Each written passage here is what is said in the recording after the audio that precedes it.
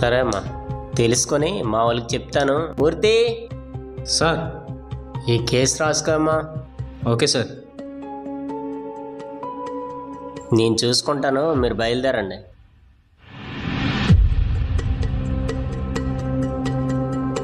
ఏంటమ్మా,